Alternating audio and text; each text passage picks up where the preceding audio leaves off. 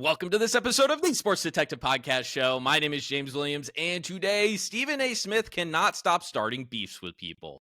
What are we talking about? Well, last week on First Take, Cam Newton was on, and he was talking about the New England Patriots and their, at the time, 8-2 start to the season. And he basically said, hey, this is fool's gold. I like Drake Maye, but I'm not going to consider the Patriots a true contender in the AFC until I start seeing them beat teams with winning records and other teams that are actually competing for the Super Bowl. His point was like stacking up wins against, the worst teams in the league does not impress me that much. Now, if you're a Patriots fan, this is probably how you would respond to that. You'd say, well, we have played three teams with winning records this year. We played at Tampa Bay, at Buffalo. Both of those games were wins. And the last time they played a team with a winning record, that was the Steelers at home, and that was week 3. Since that loss, the Patriots have won 8 games in a row. And Drake Maye, it's his second year starting. He's got a new offensive coordinator. He's got a new head coach. His offensive line last year was the worst in the NFL. A lot of people thought they reached for Will Campbell at the 4th pick in the draft. His best receiver, Stephon Diggs, coming off of an ACL tear, and his other weapons are like Hunter Henry and Mac Hollins and Kayshon Boutte. And I like Travion Henderson, but it took Mike Vrabel 12 weeks to figure out how to use him or actually try to use him in the offense. So if you're a Patriots fan, we're like, well, we have beaten winning teams. And I'm surprised a lot of people didn't know this until now. The Patriots heading into the season had the easiest schedule. That's why they were kind of a trendy playoff pick team, because a lot of people are like, hey, we don't really know about the roster, but we like Mike Vrabel as their head coach. We like Drake Maye as a quarterback. So maybe this team can win 9-8 games and maybe sneak into the playoffs as a wild card. Well, they have blown expectations out of the door. And Drake Maye was asked about Cam Newton's fool's gold comment this week on a local news station in New England. And I'll put that quote on the screen right now. This is what Drake Maye had to say about that when asked about Cam Newton. I don't even know what show he is on, Maye said during his weekly appearance on WEEI. I think they get paid to make remarks and make certain comments. So I just worry about what people in our organization think and worry about what we think and what my teammates think. People are going to have different opinions. I'm just going out there on Sunday and worrying about ourselves. That is a pretty tepid quote. That is what you typically want a franchise quarterback to say if someone in the media, the national media, is, critical of you or doubting you. You basically say, hey, I really don't know what show he's on. They get paid to make certain opinions, but we're really worried about what is going on in our building here. Well, First Take decided to have a debate about this very tepid quote, and Stephen A. Smith decided to make this about himself by starting a beef with Drake Maye and saying he is a liar. I don't know how to explain this any further. Let's just go ahead and watch this clip, and I think we'll watch and react as we go here to Stephen A. Smith talking about Drake Maye and why he believes that he is a liar. Say about this kid, he can run it, he's tough, he's poised, and he's absolutely dynamic in the pass game. And this team under Mike Vrabel can win the AFC Championship. He's also a liar. He's also a liar. First of all, let me tell you, it's not to brag. Listen, Pardon the Interruption is the #1 show on ESPN spanning 20 plus decades. First Take is the #1 morning show, 13 years and counting. April will be 14 years. Don't tell me you an athlete and you don't know that. Don't tell me you an athlete and you don't know that Cam Newton ain't on the show. You're lying. That's okay. So let's respond to that point here first. He's saying that he's bragging about First Take being #1, which hey, you know what? Congrats. But I think a thing that people don't really realize when he says that stuff, and I'm not trying to discredit them, but it's just the reality. They only became #1 when ESPN decided to move them from ESPN2 to ESPN1, just regular ESPN. So that's when they became #1. It wasn't necessarily something special that they did and they overcame. They just got moved to a different station. So that's point #1. And point #2, I think it is very normal for most people to not know that Cam Newton is on First Take. Most people are working. from the time that First Take is on TV. It's like 10 a.m. Eastern. It's 9 a.m. my time Central. Like, I knew Cam Newton was on First Take, but that's because I quasi kind of cover sports media and I'm always focused on that stuff. For example, my dad watches sports like every single day, every single night, and he works out at the YMCA every single day. Like, I actually believe it was this week. He comes up to me, he's like, "Is Cam Newton like on First Take with Stephen A? Like, is that is that his job now?" And I was like, "Oh, I think he like usually comes on like Fridays or something like that." And my dad was like, "No, I saw him on today, and he was arguing with Stephen A." And I was like, "Oh, okay." So it's completely normal for someone to not know. It would be weird if an athlete didn't know what First Take was, but it's completely normal for an athlete to not know that Cam Newton is on First Take regularly. Like, that is very, very recent. So to say that like that is proof that he's lying. And by the way, most people's reaction online when Stephen A said that was like, dude, like I'm watching this now, and this is the first time I've noticed Cam Newton on First Take. So let's go ahead and keep listening to this. Number one. Number two, I'm going to take it to a more serious tone with that because I get where you're coming from, RC, and I don't disagree with you. But how about athletes looking out for athletes? I remember when there was a time when it was so much media that we were saying, athletes, once you're not playing anymore because of your expertise, y'all should be on TV. The opportunity should be there. One of the problems, I'm going to sit here right in front of y'all, right? This is First Take. There's nothing that I know about football that they haven't taught me. I was a reporter. Ain't play no damn football. Don't tackle me. Don't hit me. No, I don't want it. You understand what I'm saying? I sit up there and I learn from these folks, the people that played in this game, that, oh, when it's over, what are we looking for? What do we want to do? And the media offers former professional athletes opportunities that corporate America, for the most part, ain't doing. But a professional athlete performing. So I want to step in here and just say this. This is like total moving the goalpost of what his point was.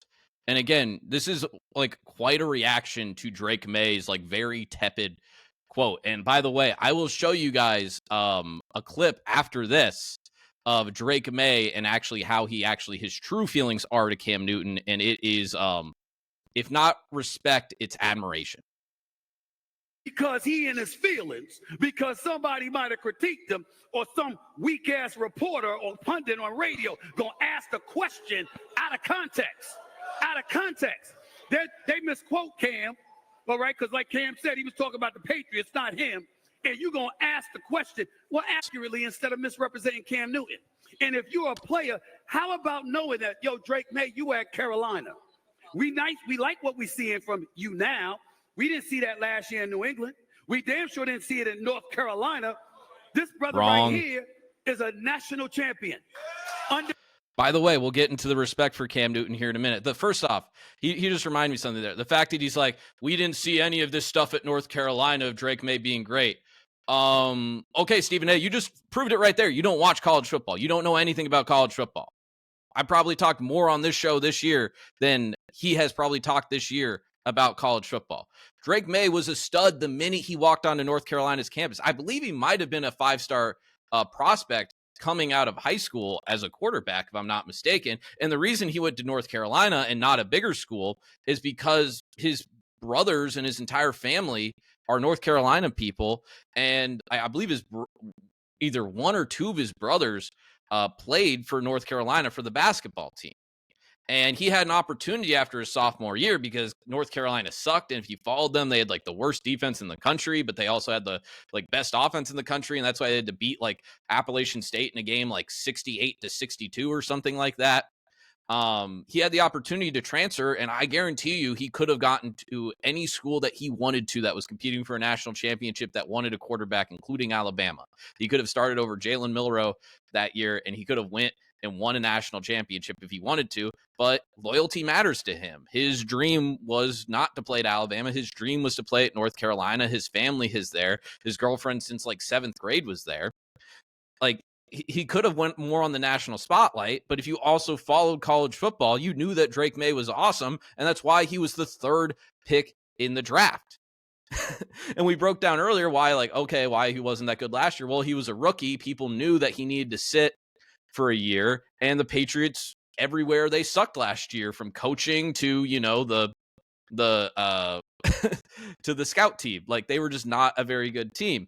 And it seems like the part of this thing that they are very much stuck on is the part where he is saying, like, oh, people get paid to say certain things, which, again, we read that. I think you could interpret that as him being like, yeah, they get paid to say outrageous stuff like that. You can interpret it as that, or you can interpret it as like what we said at the beginning, where he's probably like, yeah, he's paid to get opinions. That's just what you do.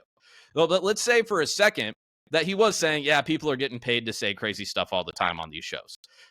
That's true. That's the antithesis of your show. That's how people get on. Guys, and this has been exposed. Ryan Russillo's talked about this like dozens of times on like his show and Bill Simmons' show when they did shows together. He's basically talking about working at ESPN, working in Bristol, and First Take producers would come to him. And like, if you know anything about Russillo, he's like very like unreactionary, or like just like he doesn't overreact to like much stuff. That's just not his gimmick. And they would ask him, like, trying to get him on the show, like, hey, what do you think about this topic? And then he would just kind of have like a regular take. And then you could see the producers going like, ugh, like, can't you just say something crazy so we can put you on TV? Like, that's what that show is. It is to say crazy stuff like this so it can get that video we showed you had like 7 million impressions. I'm sure probably if you can't mind all social media, it's got like 15 million impressions. That's what this show is made for. That's what that show has become. It has been made like, hey, say something crazy. And then everyone's like, whoa, I can't believe he said that, bro. I can't believe he said Drake Maye was the 17th best quarterback in the NFL, bro. That's what these shows have become. And he's talking about athletes respecting athletes, right? He's talking about athletes respecting athletes. Well, and the fact that like, oh, Drake Maye must not have much respect for Cam Newton. Well, guys, I saw this posted today in response to the clip I just showed you. This is Drake Maye after he got drafted on draft night, and Cam Newton is working for the NFL Network. Cam Newton is working for the NFL Network, and, you know, they're doing those things where they just draft people, or guys just get drafted, and they're asking them their reactions to it. And, or actually, this might even be before the draft, because he obviously doesn't have his hat, his NFL draft hat. And you guys can see here what Drake Maye, how he feels about Cam Newton, and especially considering he's a Carolina kid. Drake Maye, of course, in the Carolina blue, but you guys should have seen the way he lit up when he realized he was about to spend some time talking to Cam Newton 13 years ago. Where were you the night he was drafted? Where were you? I was sitting on my home couch, big Panthers fan from Charlotte. All we would want was Cam. You draft Cam, and it came true, and had season tickets ever since, and yeah, he's my MVP. I love this. This dynamic between you two. Y'all were talking 7-on-7. Drake Maye, you saw his face there, was just like giddy to see Cam Newton. He was cackling like a little schoolgirl. He loves Cam Newton. It was like, oh my God, we got Cam Newton coming to Carolina. I'm getting season tickets. Loves Cam Newton. He's got nothing respect and admiration for Cam Newton. So the idea that he is just sitting there and going like, all of these people on First Take, bro, they're just getting paid to say crazy stuff. It's like, no, dude. Like, so what are we supposed to do? If you're going to critique that quote that we said at the beginning, if you're going to critique that quote, what do you want somebody to say? What do you want somebody to say? What do you want them to say? Honestly, what do you want them to say? You want them to say like, yes, I pray to you, Daddy Stephen A. and Daddy Cam Newton. I love you guys so much. You want them to sit there and sit in the cuck chair, and you guys get to say whatever you want, and you guys get no criticism whatsoever? That's what you want? Like, you want people to just watch you guys and just clap like seals? Like we don't have thoughts? Like you are the void of criticism? Because that's what Stephen A. Smith has turned into. He's turned into someone that thinks that there is no one on planet Earth that can ever critique him no matter what.